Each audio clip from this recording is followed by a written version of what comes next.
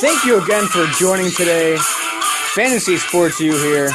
I am Ryan Neiman. Follow us on Twitter at FantasyUSports. Catch all of our updated articles at sportsu.com.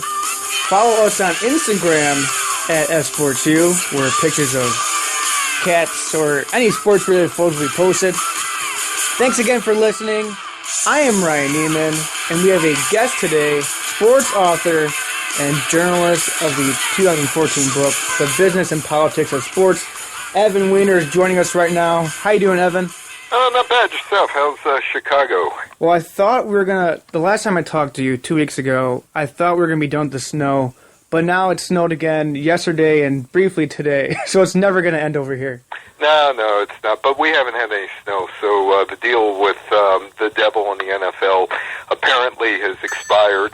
But the NFL had their 3 days of Super Bowl warmth, and so, yeah, it's cold, but no snow. Is it 70 and sunny yet by you, or no? Nah, it's about 28.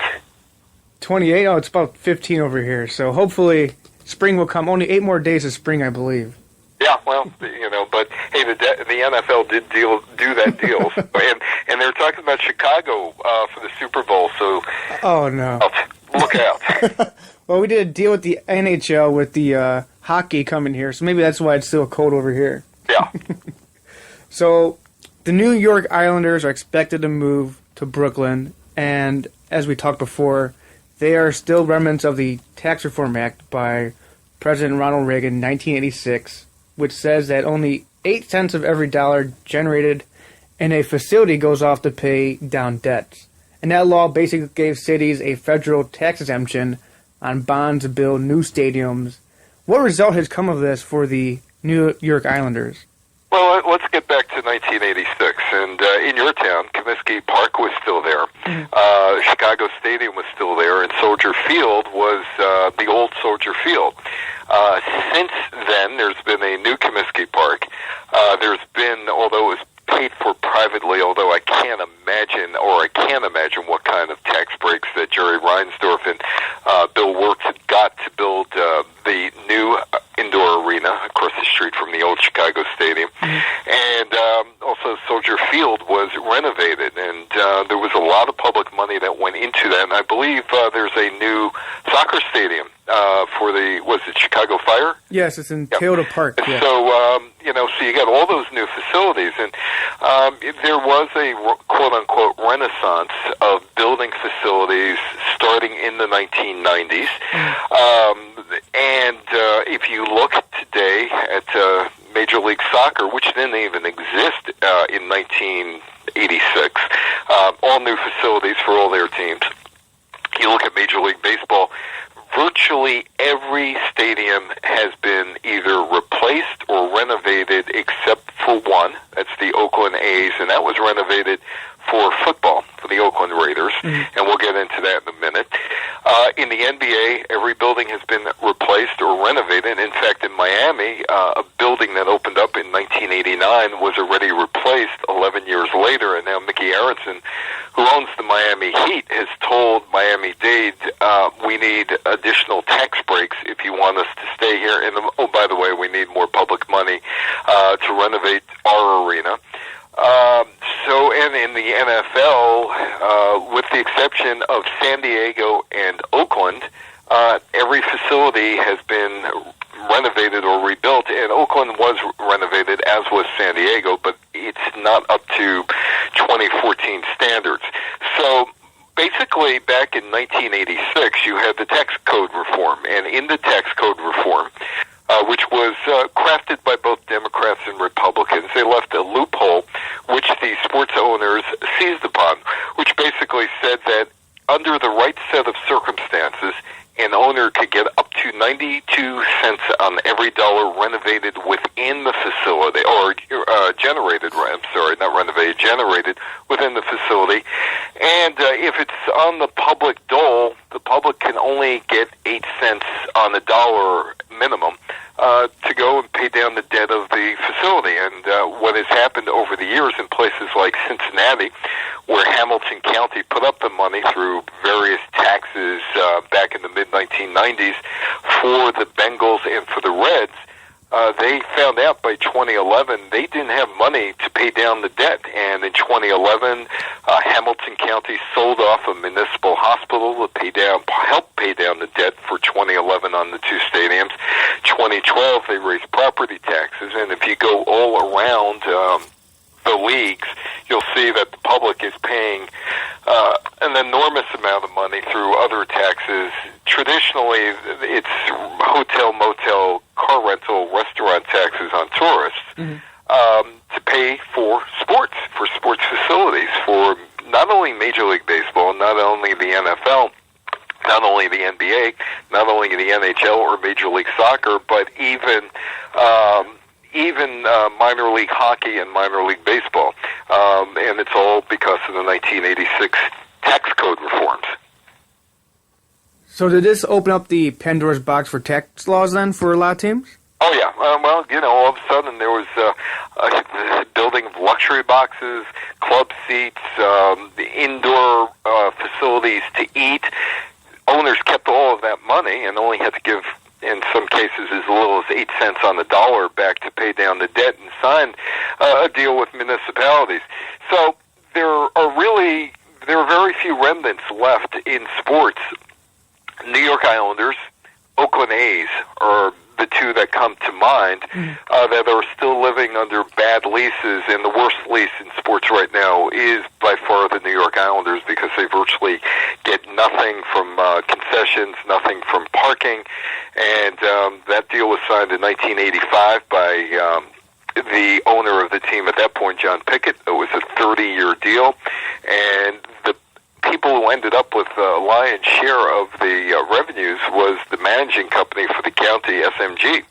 And to this day, the Islanders don't have much money to spend on free agents. They were at the NHL, absolute floor of the NHL in terms of the salary cap.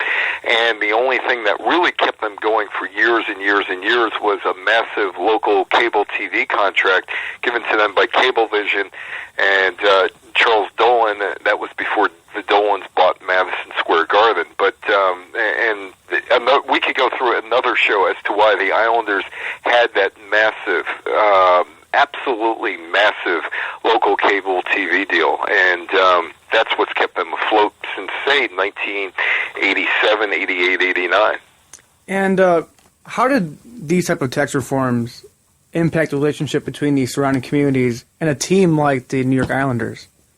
Well, I guess it was in 2010, was it? Or 2011, I forgot what year, because they all blend together for me. There was a referendum in August, and the referendum to build a new arena was turned down by Nassau County residents. It was a very low turnout. And the Nassau County is one of the heaviest hit property tax counties in the United States, along with Westchester County, where I live in New York. So the thing with the Islanders when they went there in the 1970s, well, let's back this up. The Islanders have always been nothing more than a cable TV piece of real estate. That's what the franchise is all about. It's never been about sports per se. Long Island built the Nassau Coliseum. They built it with the hopes of getting an NBA team and an NHL team there eventually. What they got was an ABA team owned by Roy Bowe, and that was a team that started out in New Jersey. New Jersey Americans moved to New York, became the New York Nets. They actually moved to Long Island, and they played in a place that is now a flea market in Commack, Long Island. They moved into the Nassau Coliseum, and that was when the World Hockey Association was starting, and the World Hockey Association was looking for markets. And Roy Bowe did the honorable thing for the NHL. They asked Roy Bowe, can you please buy an expansion franchise for us, the New York Islanders, which would have tied up the New York market for the WHA. They couldn't get in because the Islanders would have an exclusive agreement to play hockey at Nassau Coliseum. Roy Bowe did. And the Islanders and the New York Nets coexisted for between 1972 and 1976.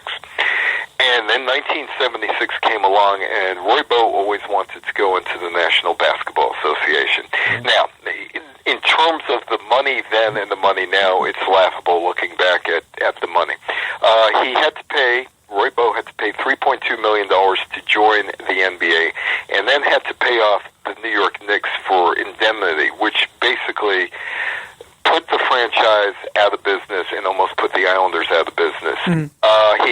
He could not renegotiate a contract with Julius Erving. Julius Erving was traded to Philadelphia for about $5 million, which went to pay off the indemnity on the New York Knicks for the Nets invading the Knicks territory, which is another story for another day on how sports franchises get away with charging money for somebody else coming in. Mm. But anyway, the Nets would end up going to New Jersey. The Islanders almost toppled under because of the debt. They almost sold Denny Potvin to the Boston Bruins for a couple $millions.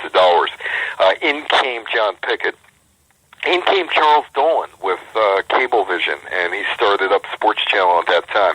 And Dolan was looking to get the cable franchises throughout Long Island, and one of the things that he was able to do was say, I got the local hockey team, the New York Islanders on Long Island, and the Islanders at that point were hitting the Stanley Cup days, and he was able to parlay that into franchise agreements, and they got the big TV contract. The Nets went off to New Jersey, played in Piscataway, then went into the New Jersey Meadowlands.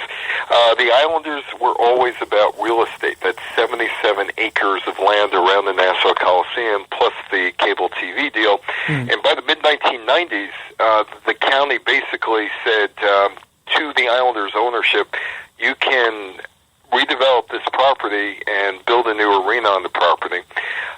And they almost did in 1997, but the county executive and the Islanders owners at the time, the Milstein brothers, got into a fight as to who was going to actually build this facility. The county wanted their guys, and Milstein, who's a builder in New York, wanted his guys. Mm-hmm.